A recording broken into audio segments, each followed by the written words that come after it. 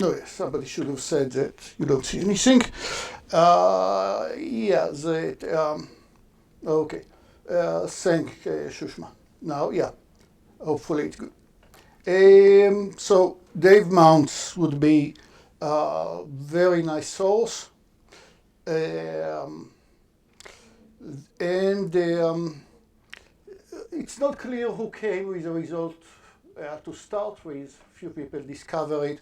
It's very well presented in the work of Dorit Hochbaum that for whichever reasons, maybe the funding sources was published in nothing else but the Journal of Naval Research. Okay. And the whole deal about set covering and why the algorithm works, we'll get to the abstract setting in a moment, but for me the abstract setting was always confusing. It was very, very slow, much slower than anybody else in understanding what happened with the abstract setting. I started to see the logic in it once I started to speak about areas and polygons. And so let's talk about polygons, but it's, again, just an example. It's not to make you computational geometers necessarily. So I have a terrain building scene with some 3D scene and so on. And I'll call it a domain D. For simplicity, it's just a polygon right now, the region of the polygon. And I have potential locations where I can put camera. P1 dot dot dot Pn will be possible locations where you can place a sensor or a camera. And every sensor or every camera that you'll put costs you some money, but it also limited to maybe specific candidate points. You need to get power from somewhere. Same question, we discussed the art gallery before, same question. You might place antennas somewhere. You might place, actually the same problem comes when you ask where do I find fuel station or recharging station so I can meet a lot of people that go to work, a lot of trajectories, also problems that comes in similar domain. So for every location of a guard, P1 camera will be a guard over here. For every candidate, P for potential, location of the guard, the visibility of P are just a set of points that P sees inside the polygon. What do I mean? The point that P sees, let's say that P1 sees a point Q. If the segment from Pi, P1 all the way to Q is fully inside the polygon, doesn't hit walls. If you want to change it to say that there is some angular constraints or some distance constraints, absolutely fine. It just change a bit the visibility, but will not change anything in the way that we handle the algorithm. And so you see that P1 here, I shoot what is called visibility ray. We'll talk about visibility ray soon. I'll get back to the paper that I gave. But here is a visibility ray that is for P1 going through this vertex of the polygon. And it means that when I'm standing right here, then P1 cannot see me. I'm occluded by the wall. But over here, on the other side of the visibility ray, P1 can see me. Okay. And the standard art gallery problem asks for finding the minimum number of cameras, guards, that will see the whole polygon. But standard art gallery problem finds the smallest set of guards, all from the potential guards. Where do you place cameras? Two cameras as possible, so that together you see the whole polygon. Every point is seen by at least one camera. Okay. Think about this problem another way. You are putting headlights, lamps, and you want to illuminate the whole polygon. Exactly the same question. Okay, and like every interesting problem in life, it's NP hard or harder.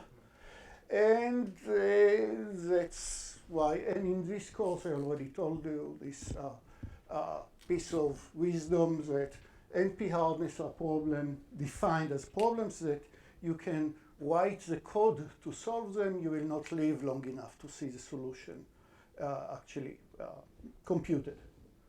So that will are good enough with this problem, but it means that we'll have to do is either very small inputs or what other solutions do we have in our arsenal, not on the slide? How would you solve art gallery problem? Let's say that my candidate guard is discrete set, and instead of seeing the whole polygon, I just want to see a lot of witness points to make it discrete. Find an approximate solution using linear programming? Linear programming, I don't know if it gives approximate solution, but I like the direction. Previously, you introduced this problem with the approximation solution. And if I want exact solution, I discretize it somehow. I would just want to see the vertices of the polygon. I just want to see witness points. And I tell you that the cameras should be constrained somehow to only vertices, only witness points. It's discrete. How do we solve it? No, it's something that we discussed in class. It was a while ago. And I think that you were in the right direction. Linear programming here, I don't know to say that it's bring us anywhere close to. Maybe, for example, you can discretize I discretized everything. I put guards only at vertices, and I only want to see the vertices. So now everything is discretized. You just place the first camera or line. Exact solution, no approximation.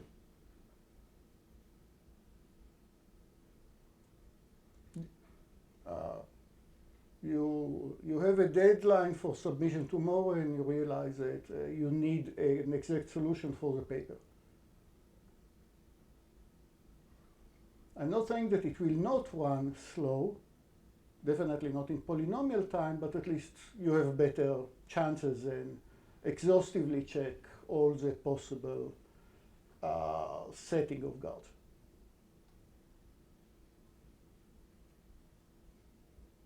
I don't remember the details, but did we talk about like a divide and conquer approach? No, the divide and conquer with polygons was for the triangulation. Maybe we didn't discuss it, but you still are supposed to know what it is. So, yeah.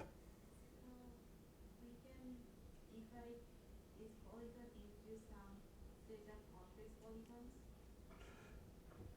It also gives approximation, but this type of problems will not discuss. Let's say that we are writing that. Since I'm only talking about visibility, then I'll say the visibility of P1 consists of the vertices V1, V3, and V50. Three vertices of the polygon that see vertex 1.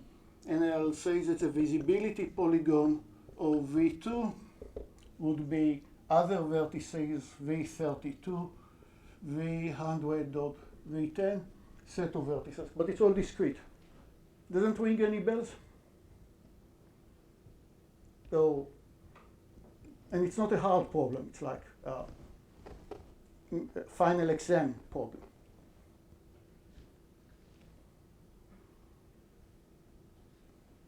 Just like vertex only minimize the number. Go on. Just like vertex probably minimize the number. We're saying that xi is 1 if and only if vi is in the guarding set. xi equals 0 otherwise.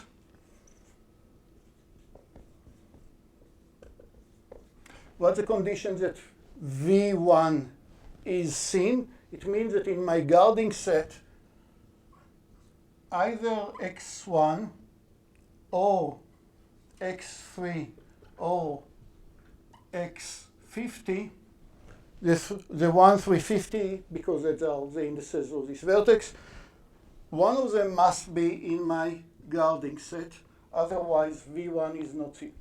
Do it for all the vertices and you got an ILP.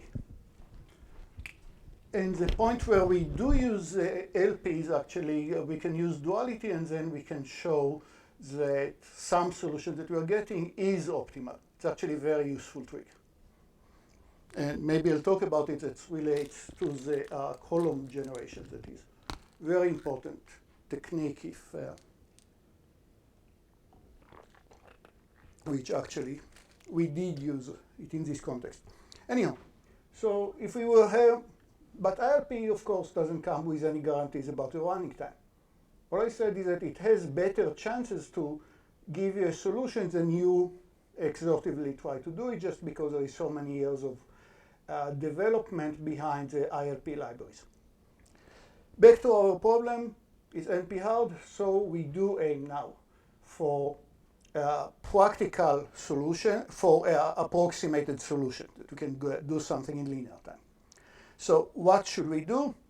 We'll write for every guard PI what is the area that it sees. An area, at least to the best of my English knowledge, area has a meaning of region and has a meaning of volume, 2D volume. So here you meant the 2D volume, how many square feet you have.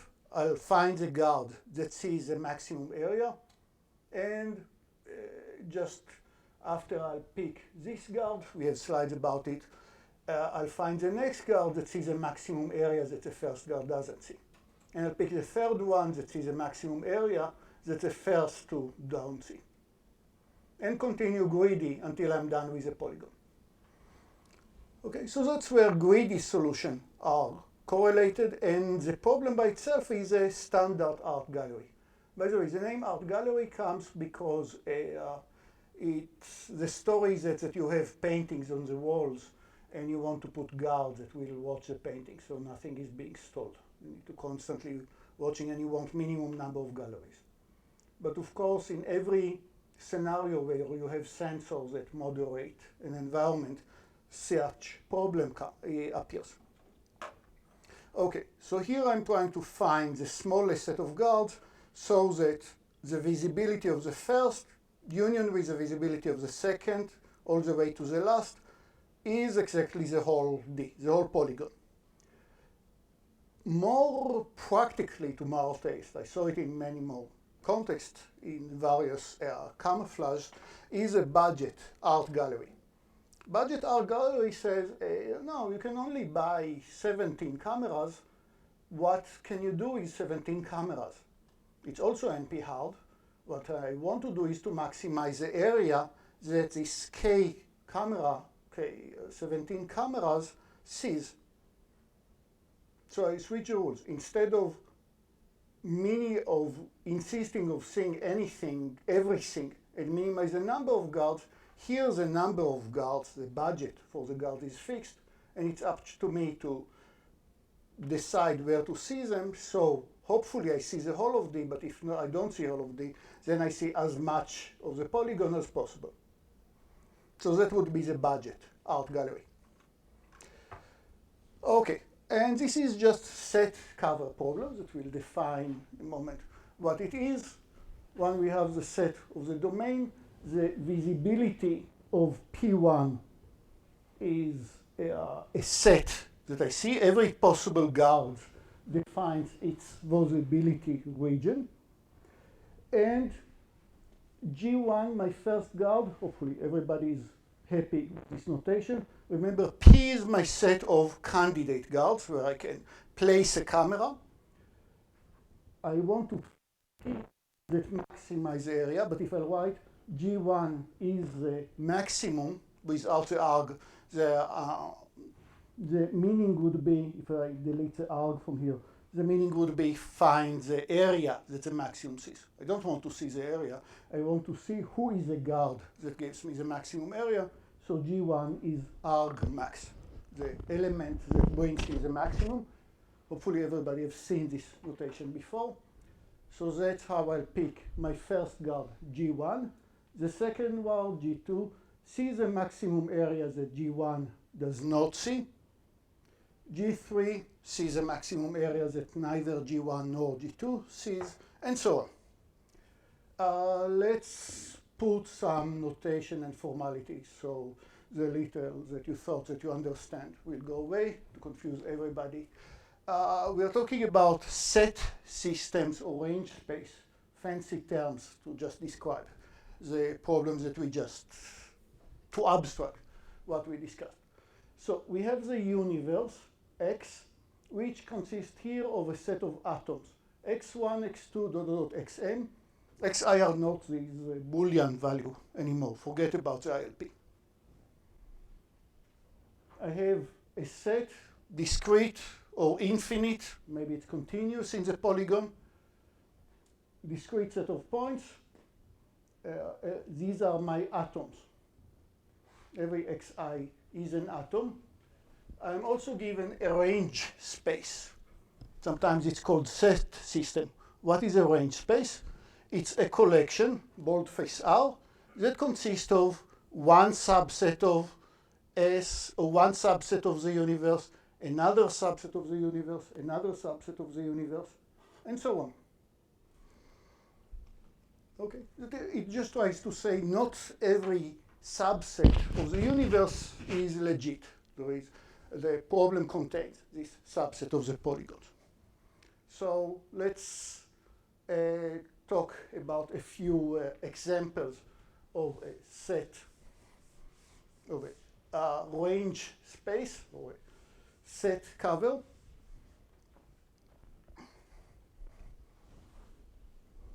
So one of the solutions would be that my atoms are just all the points inside the polygon, or the vertices in the polygon, up to you. Every location of a guard, P1, defines one of the set in the range space. Makes sense, right? And my range space would be for every possible location of a guard, what is a visibility point. Here's another example.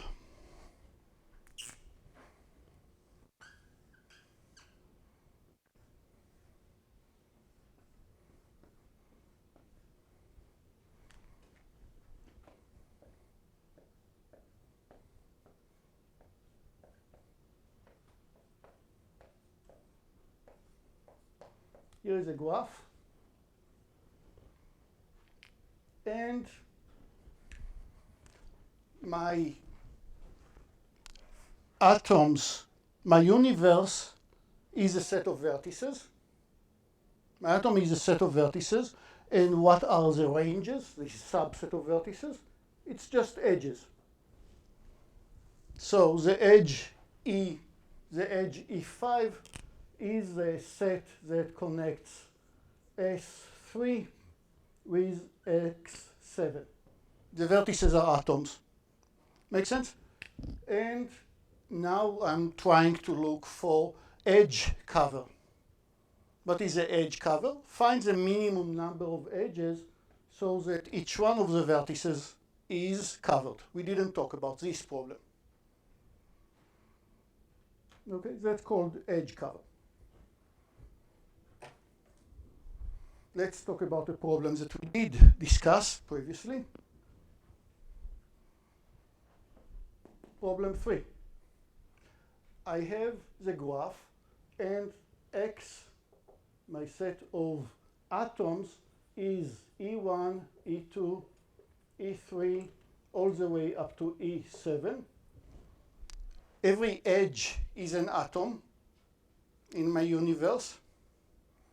And how do I define the ranges, the subsets? I'll pick a vertex, say I'll pick X7, and I'll say that X7, the set, let's call it S7, is just all the edges that X7 touches.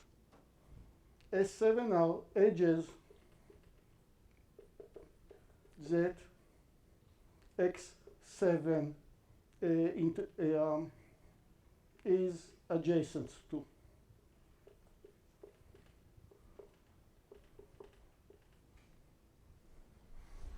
Okay, so for X7 it will be this edge and this edge and this edge. And what would be my set cover problem in this case is out of these sets, remember, every vertex defines a subset of the edges, and the vertex cover is pick a subset of the vertices, so every atom, what is the atom here? An edge. Every edge is covered. It has a vertex that contains it.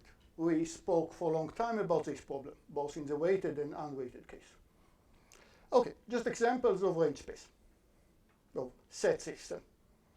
Hopefully this abstraction didn't kill you completely. Okay.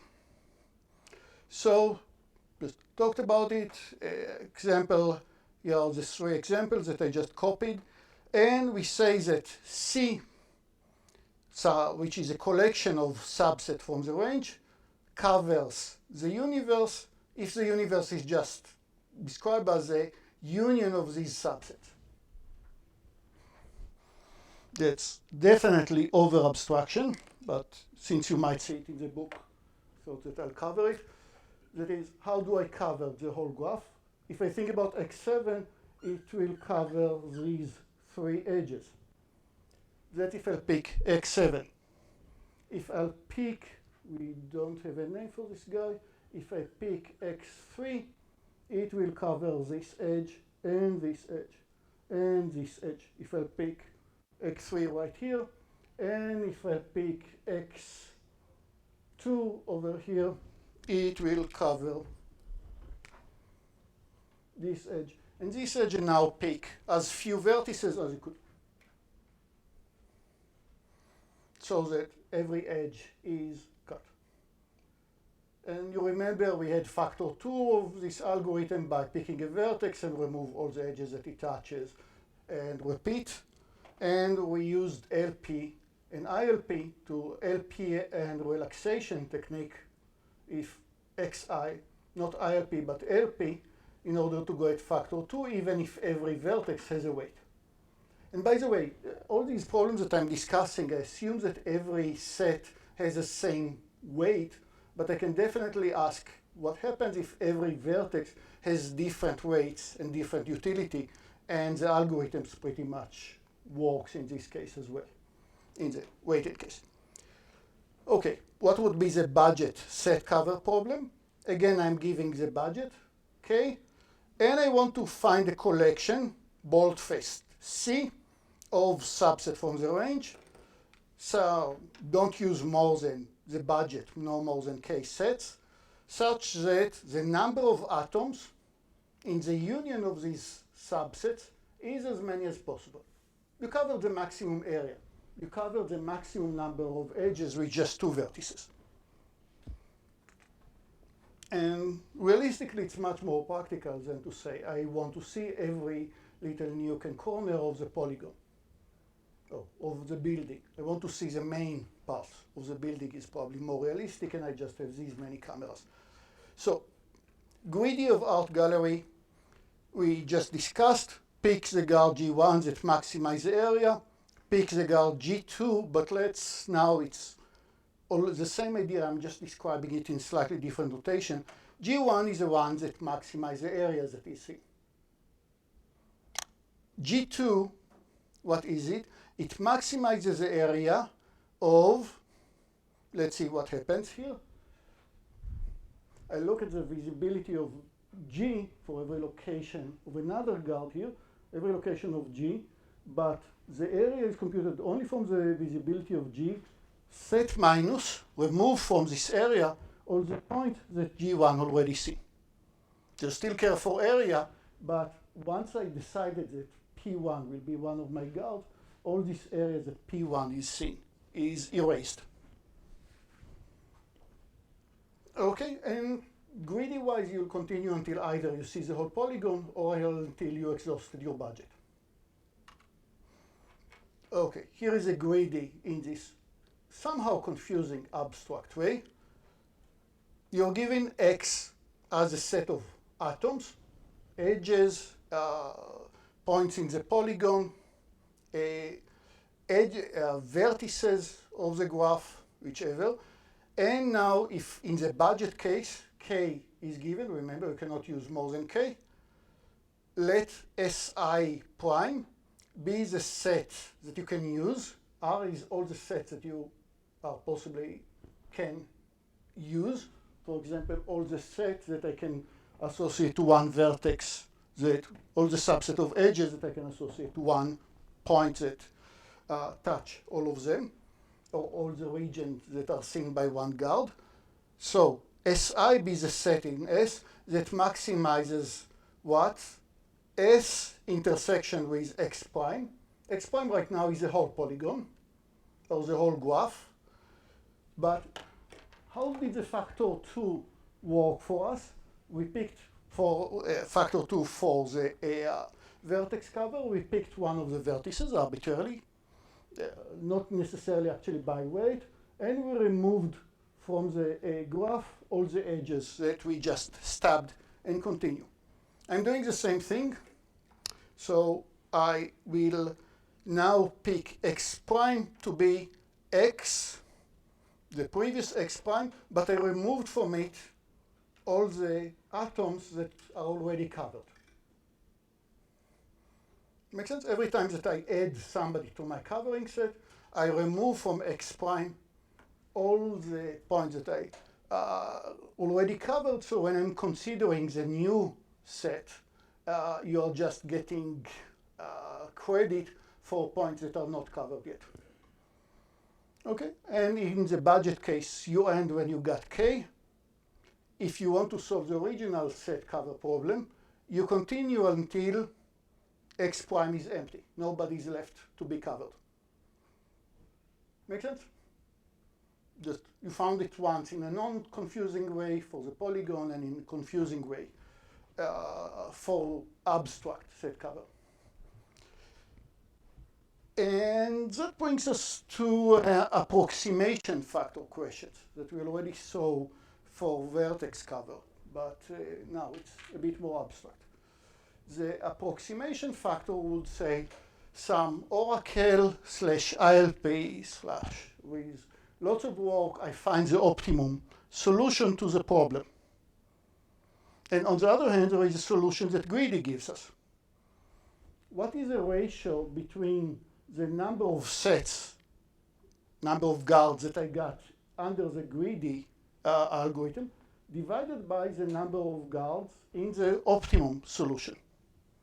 Let's say, if I want to see the whole thing, this analysis is not in the budget case. The analysis here is that if I want to see the whole thing, how bad could I do comparing to the optimum?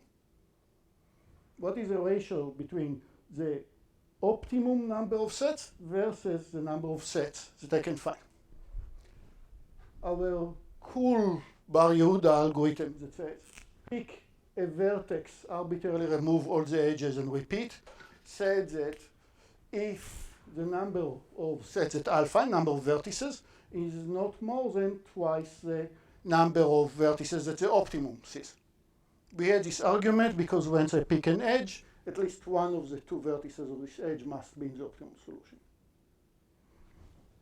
What happened in the greedy set cover? It's much more greedy.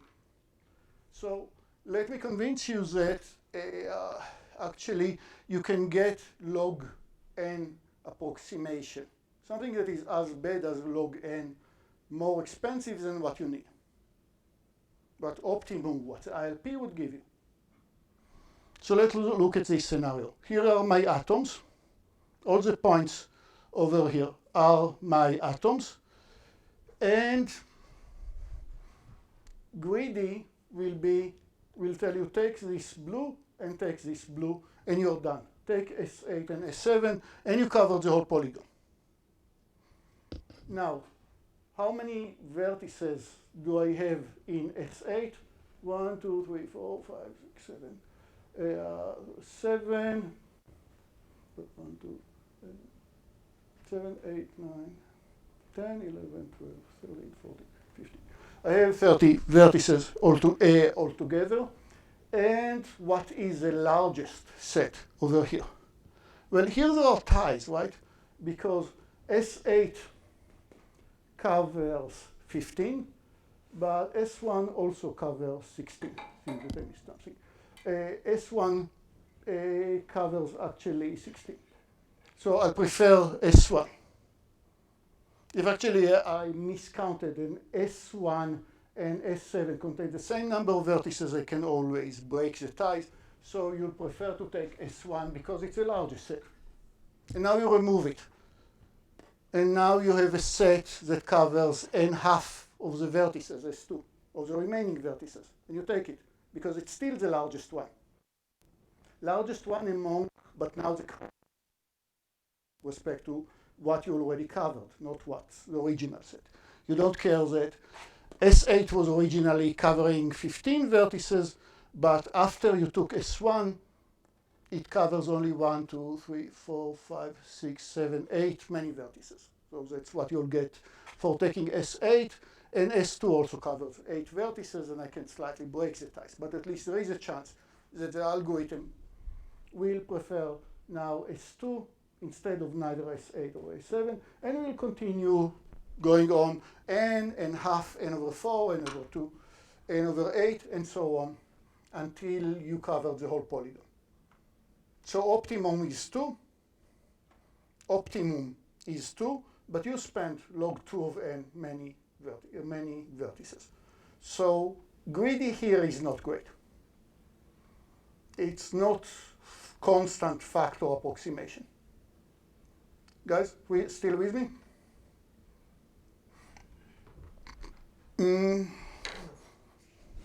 Yes. Solutions?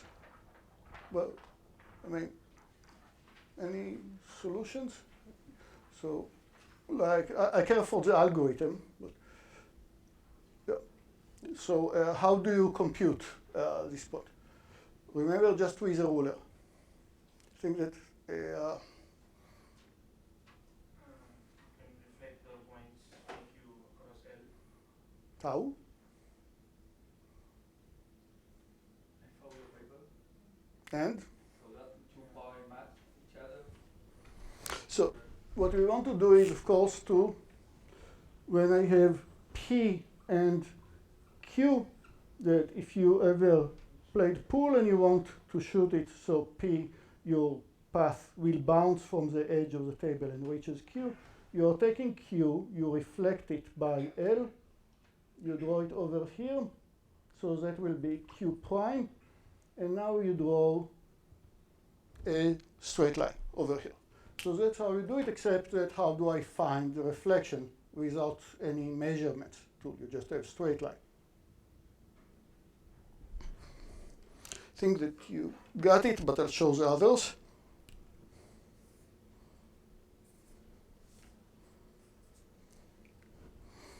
So P, Q, L.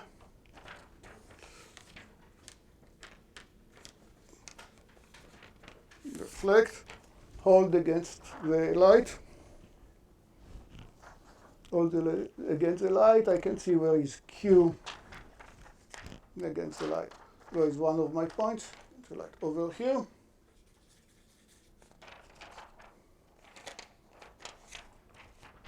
Opening it, here is my,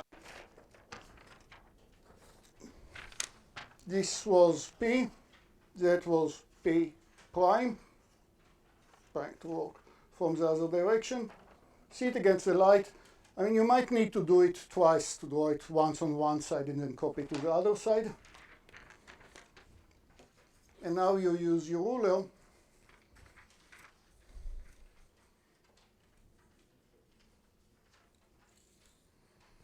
between this imaginary point Q prime and Q, and voila, you're done. That's your solution.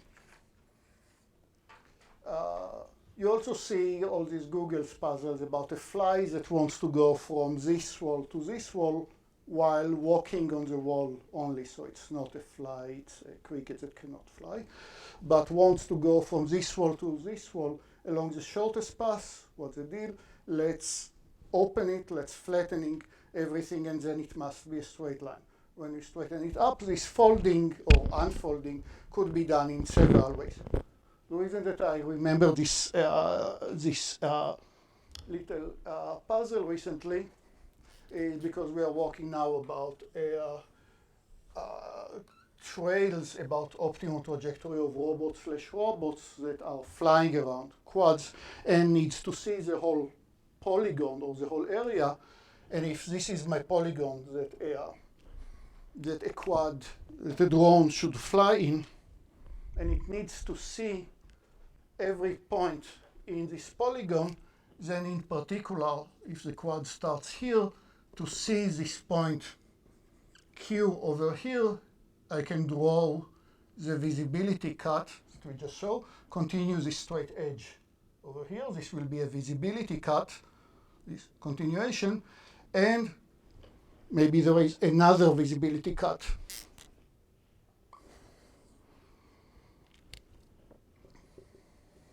Coming from here, and the path of Q needs to bounce across this visibility cut. And if it's the shortest path, you can prove it, then this angle and this angle are the same. It bounces exactly like bouncing, like in pool, like in mirrors, and it helps you find the optimal path in this case. If you want to work with us about this problem, you're most invited.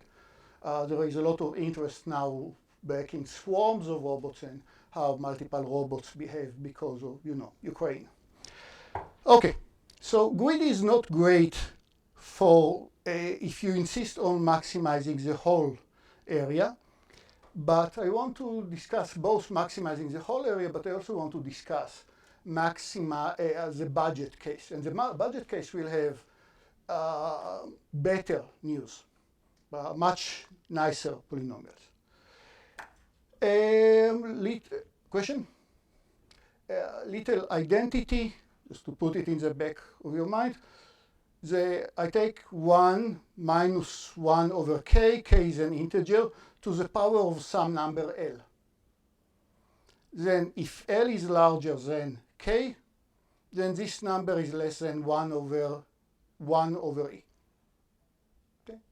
Trust me or check GeoGebra, that's what I did yesterday. Of course, if L goes to infinity, then it exceeds 1 over. Yeah. Okay, let's talk about how do I analyze the greedy case. And most of it will be relevant for both the budget and the non-budget case. So we have optimum algorithm. K is how many guards you're allowed to use, how many sets you're allowed to use. That's as much money as you have. You cannot use more than k guards. And ILP, or the Oracle, came down to earth and told you there is some optimum. The maximum area of the polygon that I can see, I can cover using only 3 guards.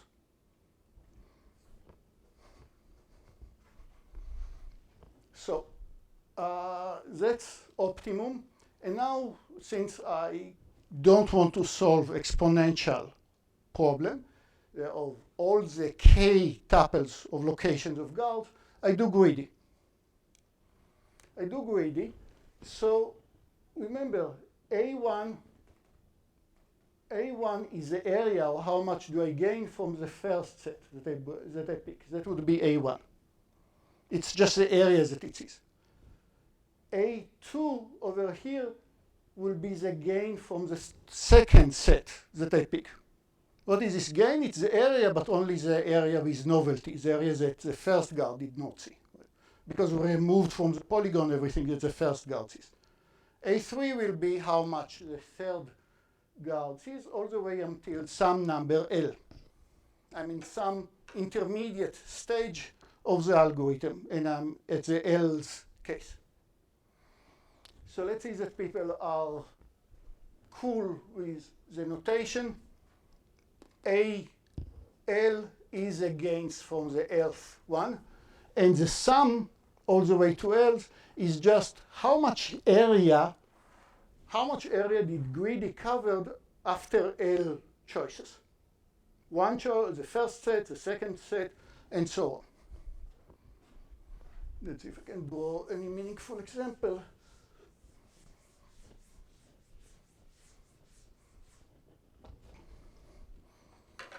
I mean, the factor 2 for the vertex cover, we said, was not greedy because I just picked a vertex arbitrary, but let's say that we do it based on greedy.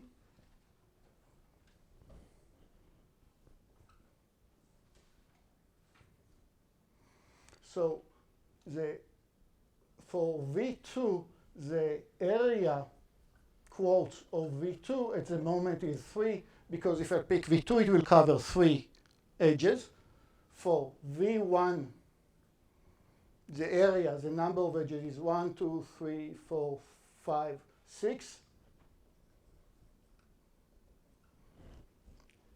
And obviously, I pick my first choice will be V1, or all the edges that covers V1, and I remove them. And now the area of V2 is not 3 anymore. What we call the yield or the gain from V2 right now is 2 instead of 3, because one of the edges is already covered.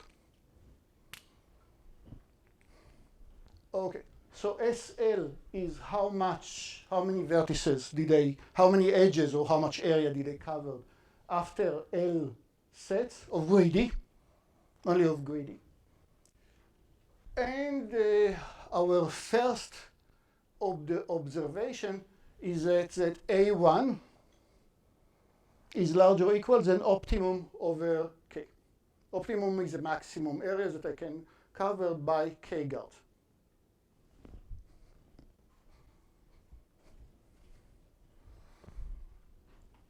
So that will be a warm-up to lemma 1, and then to lemma 2. That would be the same, just a bit less obvious. So I want to convince you about the correctness of the claim if you don't see it immediately. So here is my polygon, D. Here is opt, S1, and S2. S1 and S2 are the opt, and so K equals 2. I just have budget for 2 sets, and I want to convince you that I can pick a set now, or that greedy will pick a set that sees at least opt over 2. I want to convince you that A1 must be larger or equal than opt over 2. Remember, opt has the whole exponential search. It just did the jigsaw puzzle, so the sets S1, S2 really maximizes the area. We don't have this capability. We just pick the sets that maximize area. Why is it true that A1 is larger than opt over 2? Because look, opt is what? Opt is the area. Opt here is the area of S1 union S2. Either S1 or S2, when you look at the original area, either S1 or S2 covers at least half of the area that opt covers. Everybody agrees? I have S1 or S2, at least one of them covers half of the area that I covered in the union. And greedy has a choice to either cover what S1 covers or do even better. Because greedy will start by find the set that covers the maximum area, which could be S1, could be S2, could be any other. That's a case of K equal 2. I know what's my budget, and my budget is 2. Right here, the set that I will cover has a chance to be S1 or S2, and at least one of S1 or S2, if the sum adds to, if the union of S1 and S2 is 10, then either that S1 covers more than 5, 10 over 2, or S2 covers more than 5, or both, because we don't double count the overlapping. It could be that each one of them is 6 and 6, and it's just, but their sum is still 10. Because it would be a bad point to lose me right now, so I don't mind spending more time to highlight this point, because we are going to build on similar logic. So again, optimum, our greedy will consider all the subsets. It can think about this one, can think about this one, can think about S1 or S2. If opt consists of k sets, then of course can consider one of the k. I want to argue that one of the sets of the optimum must cover by itself, ignoring every other set, might cover itself optimum, what they covered altogether, divided by k, divided by 2 in this case. Why? Because if S1 covers less than or half of opt, and S2 covers less than half of opt, then when I put them together, especially if they overlap, but even if they don't, put them together, if each one covers less than 5, then their sum will be less than 10. Cool? Okay. Lemma 1 uses the same logic, but is less obvious. Lemma 2 will just be playing with numbers and completely arithmetic. Lemma 2 will be completely brainless, no intelligence at all. Lemma 1 needs this understanding. For any L, how much can I gain at the L step when I'll add the L step in greedy? Well, I don't know. It's depending on what I did in previous steps of greedy. I'm not exactly sure how much will I gain. But I'm sure about something that I'll gain after this step. So let's think about it.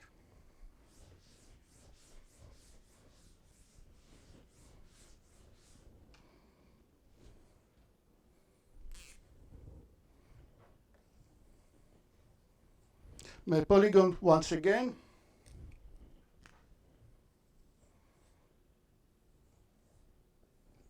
These are the opt. Well, these sets S1, let's add the star to note that the star is part of the opt, F3 star, and the area of S1 union S2 union S3. Here are k equal 3. The union of S1 union S2 union F3, that's the optimum maximum area that I can cover with 3 sets. No combination of 3 sets cannot cover more than this area. That's the optimum. Possibly it's not unique. I have no idea where it happens. Now, what did I do so far? I picked my, let's say that I'm in the case of L equals 3.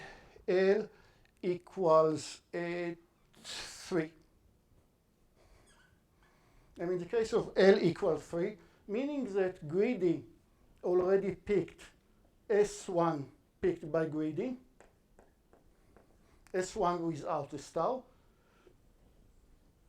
S2 picked without a star. And I want to ask you,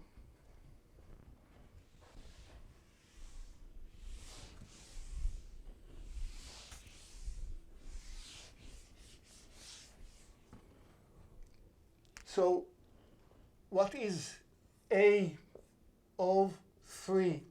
Oh, A of, what is S of 2? S of 2 is the area mu of S1 that I picked from greedy, union of S2. Remember these guys I got from greedy. And let's say that this area is 17.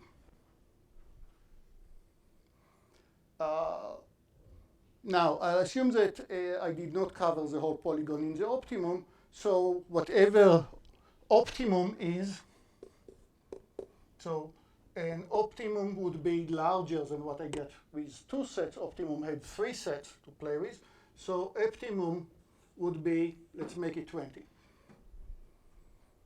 Now, my question to you is, what is the area of S1 union S2, these two guys that I got from Greedy, union of S1 star union S2 star union S3 star. So I take all the set of the optimum and the few sets that I found so far. I take all of them together and I ask what is the area of all of them. All the red and all the blue. Look at this number.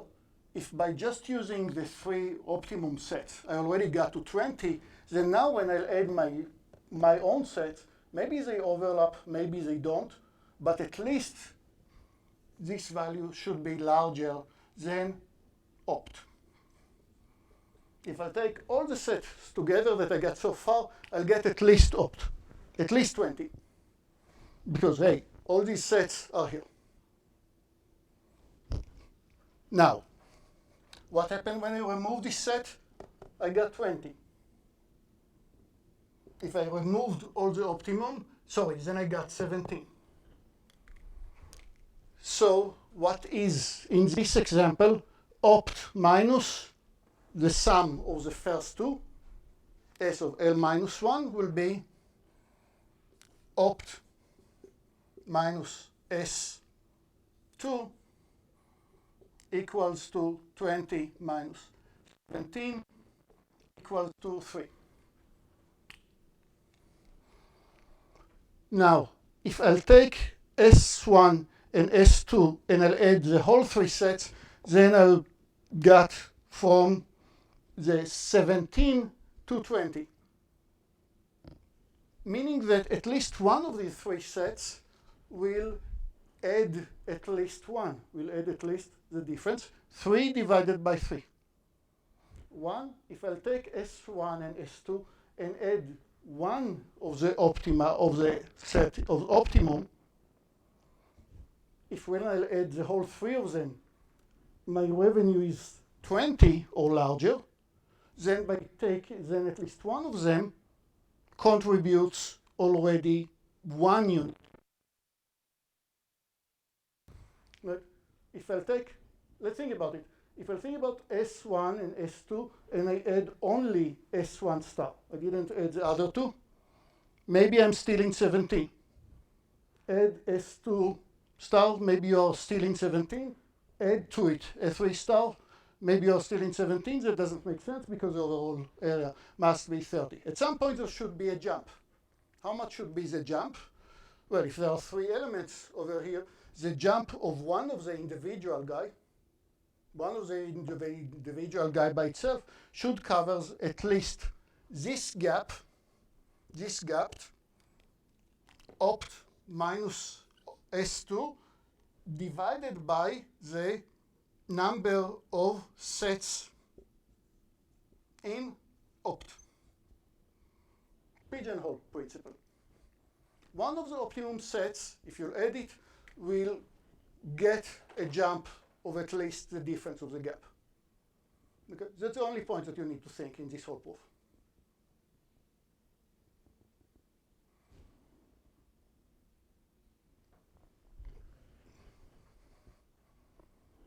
What I earned so far from what is the optimum, where I am with the L minus 1, the 2 sets that I get so far, that adds at least this gap divided by the number of sets, pigeonhole principle. One of them must be this gap. Now, Greedy can pick this set, S1 star, S2 star, S3 star, or a set that will do even better. So greedy must pick as a L set something that will contribute by at least this number divided by the size of opt. Okay, that was only a point that you need to think and probably rethink about this point over. Not complicated, but it puzzled me for quite a while. So will not blame you if it doesn't land all the way. Okay, lemma 2, it will be a bit arithmetic, but lemma 2 will tell us that SL, what I covered with L sets for every L, is at least optimum times 1 minus 1 divided by k to the power of L. L is how many sets I picked. Here I'm just going to crank numbers to prove this lemma. Let's believe for a moment that I proved this lemma, at least to make sure that everybody understands what this notation means. SL is how much I gain from greedy after L choices. L is less than k. I have budget of k sets to pick. I just used L of them, less than k.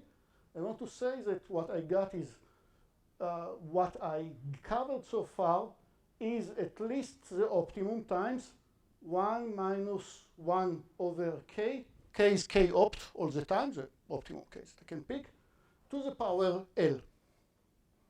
I made this font as large as possible, but I wanted to be consistent with the notation in the paper of Dorit Hochbaum.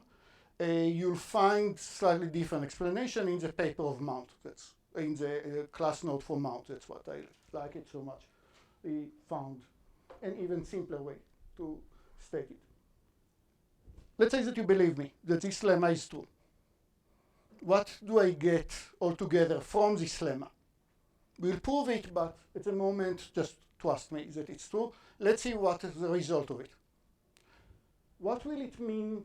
When do I stop the greedy algorithm in the budget case? I'll stop it when L is k.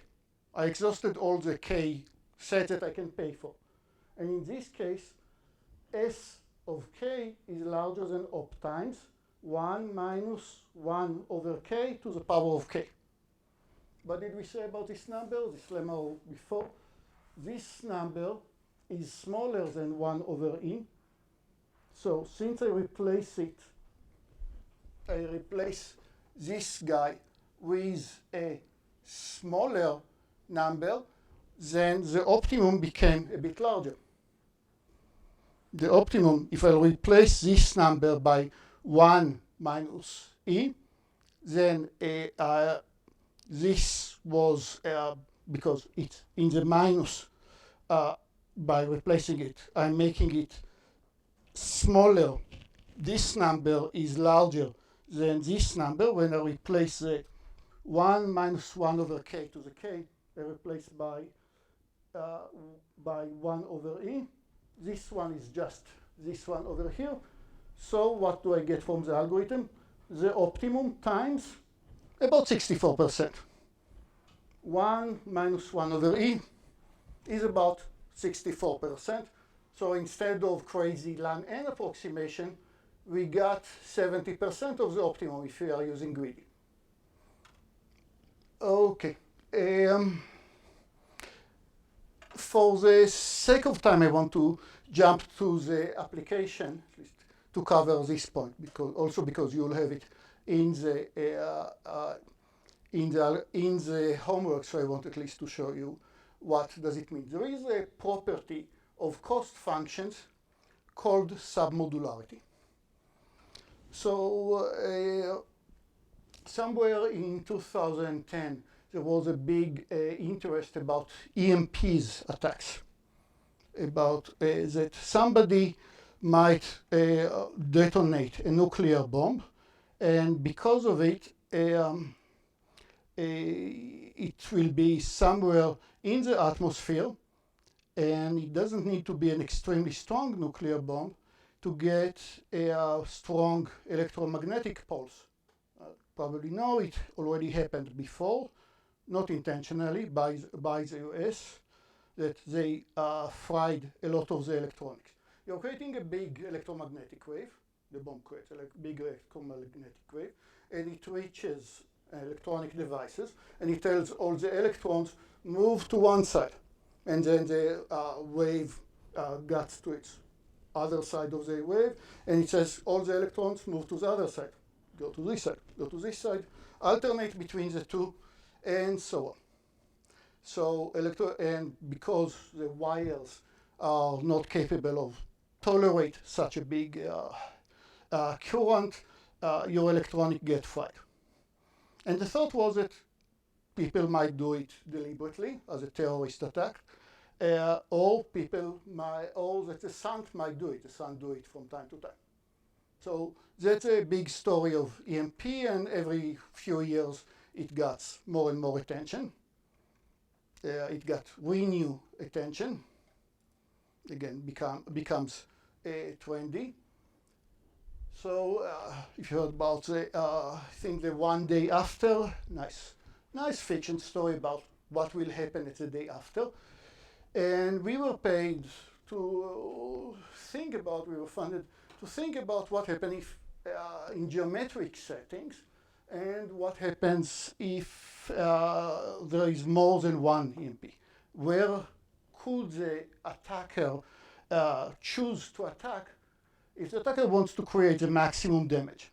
Because from the time being we are the attacker, we try to make the maximum damage to the network. And so you have the fiber optics. They don't mind about the about the electromagnetic wave.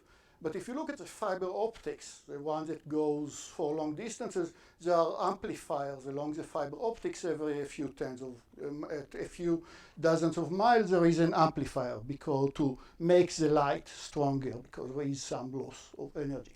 And there are routers along the way, and switches, and lots of other components that might be messed up because of the EMP, electromagnetic pulse attack.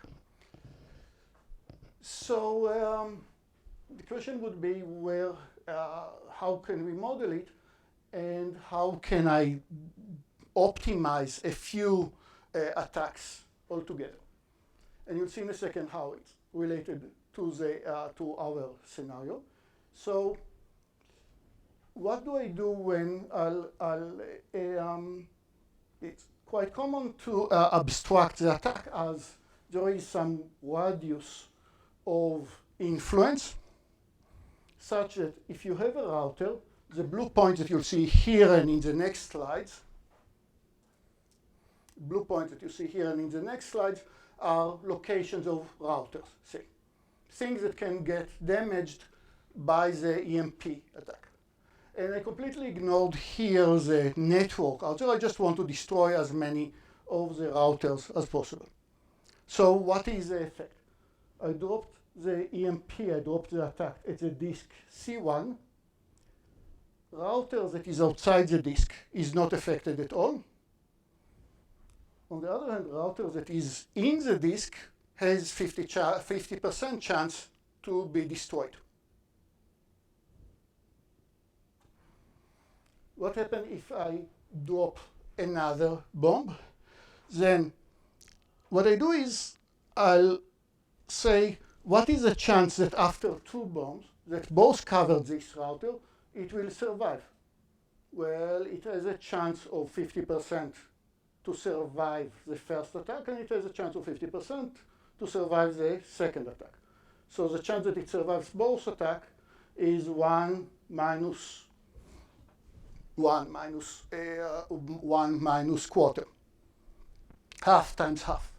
Or in general, if I'm the attacker and I want to destroy a location, then to ask what the probability that it is survived, the probability that I destroyed it, this probability is just half. So the probability that it survived would be half times half. It should survive both attacks. If it's dead from the first attack, I didn't gain anything by doing it again. If I have a few attacks, then I'll ask what is the depth. We already saw this term. Depth is just for this point, P, how many disks, how many attacks containing this point. And now I can ask what is the probability that this guy survived. It's 2 to the power of minus the depth of P, how many disks containing it. Half times half times half, every disk has 50% chance to kill it. Okay, so that's a chance that it survived. And my reward function for multiple attacks would be just sum up the number of survivals after each attack.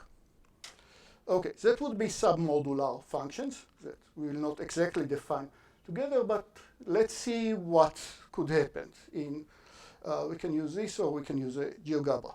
So I have a few potential locations that I can drop the bomb. It's me as the survivor that wants to drop the bomb.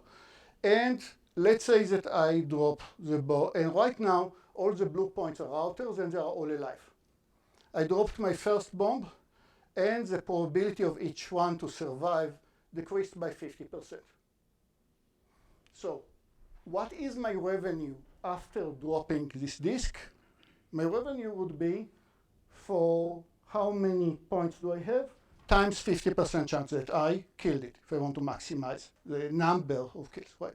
Number of points times 50% because that's a number of points. So for the first disk, I'll just pick the location that covers the maximum point. No brainer. But now, where should the next attack be? The next attack makes some interesting things. It covers some new points, and for each new point, I got a big revenue. I decreased its chance of survival from 100 to 50. What about these points? What its chance to survival? It moved by much less, just from 50 to 25. But it needs to survive both attacks. Its chance of surviving both attacks is only 25%. So I need to pick the next second attack at a place that will maximize this revenue. But the revenue depends on where is the first bomb. Third bomb, you will have one attack over here that you get very little revenue from cover this point again. It went down from 25, because it was in 2, into, how to see, it's about 13, half of 25. That's a chance to survival. But you count it, you count the revenue from each one of these points, and now the disk will be at the location that gives you the maximum revenue, and you keep doing it. And what I'll ask you to do in the homework is to prove that it's a submodular function. And for the submodular function, this bound that we discussed works just the same. The 1 over 1 over e that we saw earlier will work just the same. So the bound that we got over here using this lemma that I owe you the proof, the bound that we are getting is saying that that greedy gives you 0.64% of the optimum. Okay, one more quick result. We'll keep the proof a bit later. One more quick result. If I'll ask you in a polygon which point sees a maximum area, it's very well, everybody understands what is a point that sees a maximum area. But if I actually write down the functions for every possible x, y, how much area do I see? And I'm trying to look at gradient descent or any other methods to find the optimum. I run into huge troubles computationally, numerically. It's actually hard to compute numerically what is a point that sees a maximum area. What can I do instead? I can approximate it. And I can approximate all the functions that I mentioned earlier. So let's say that when I pick a set, I'm not sure that I picked the maximum area, but I'm sure that I picked at least a set that got 90% of the maximum area. I picked some beta, another constant, that is saying every step of the greedy, you get somebody that is almost the optimum, at least beta close to the optimum, please. 0.95 of the optimum. Does a 1 over 1 minus e still meaningful? Yes, very much. Greedy will give you optimum times 1 over minus 1 over e to the power beta. Beta appears here. It's still great approximation. It's still fantastic. Very, very popular algorithm. 1 over 1 minus e to the beta. That's the error that you had in the approximation. So if you get 95% of the optimum, then greedy will give you 0.61. Again, compared to the ln n or beforehand that was completely meaningless, now we are getting significantly close to what the optimum can do in its practical algorithm. And maybe the coolest part that I saw, one of the nicest algorithms that I saw in this context was art gallery. We are trying to put sensors, but now what we measure is not the area, but uncertainty about the system. There is some process and we are trying to study it. Machine learning, distinguishing, or study about, or minimizing the entropy, minimizing what we don't know. And the greedy algorithm would say, pick the next sensor, the next camera, the next guard, in the place that will help you reduce your uncertainty by the strongest amount. And that's probably a very practical art gallery problem that helps you in this case. Okay, please take a look about what is the definition of submodularity. It's not hard, and I'll ask you to show that it is. I'll give you a few easy questions. For homework 7, formally I cannot have homeworks after whose deadline is in the last week of the course. So all the deadlines will be earlier. As you know, and I'll take it into account. It's not going to be anything vicious for the last homework. Questions about it? So we have this lemma for the next class. To prove this lemma, just to follow this arithmetic. And what else that we have to do is to go through the same argument that the lemma says, but at this case, you can find it also in amount. If you don't stop after k steps, but you keep going until you cover the whole polygon. How many iterations do I need altogether if I need to cover the whole polygon instead of everything? Then with a bit the same lemma, I will tell you the number of iterations until I cover the whole polygon, or the number of sets that I pick until I covered everything, would be less or equal than the optimum number of sets, k-opt, the optimum number of sets that I need to cover everything, times ln n, the number of items that I try to cover. Doesn't make sense in continuous polygon, but in discrete setting. That's the ln m that we saw already. M is the number of atoms. Right. So the lower bound that we saw over here, remember, over here we saw that optimum is 2, and we picked ln n or log n, log to the base 2, m many sets. It's actually tight. That's what greedy will give you. And will never do worse than log m when you cover such a set. So, and that will conclude this section of set cover that is, I find it extremely useful, extremely something that research-wise or industry-wise, it comes up in, I've seen it coming up in extremely many scenarios, and people discover the submodularity and the 1 over 1 over e again and again. That's why it's called research, You research it once and again. Thanks, everybody. I'll be available here and there, phone or Zoom, if you'll have questions, homework questions.